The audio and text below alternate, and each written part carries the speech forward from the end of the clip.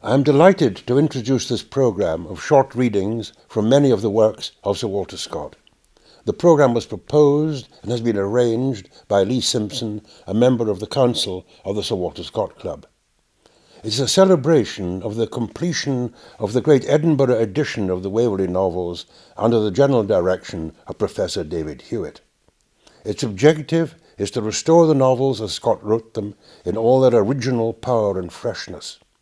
They are intended to introduce new readers to the pleasure of reading these novels by removing the discouraging accumulation of notes in the magnum opus and subsequent editions.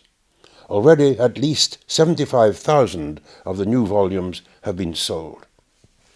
Walter Scott is, of course, the most celebrated and influential of all novelists. Many other great novelists, such as Balzac in France and Tolstoy in Russian, have been inspired by him. When the Belgian novelist Simenon saw the Scott Monument in Edinburgh, he said, the most prominent to any writer in the world, he said that it was appropriate, he was the father of all of us. The best of his novels are those set in Scotland, and the best parts of them are the dialogue in Scots, of which he was a great master.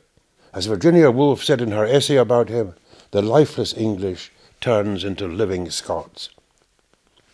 Of course, Scott was not only a novelist. He collected the border ballads and wrote 3 famous narrative poems, as well as many short poems and songs.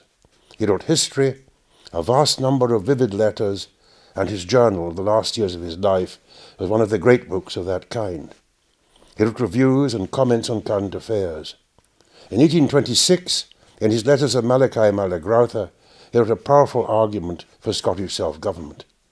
The recordings will include extracts from many of these works. I hope that you will enjoy the recordings and from them get a glimpse of the range and power of the works of Sir Walter Scott.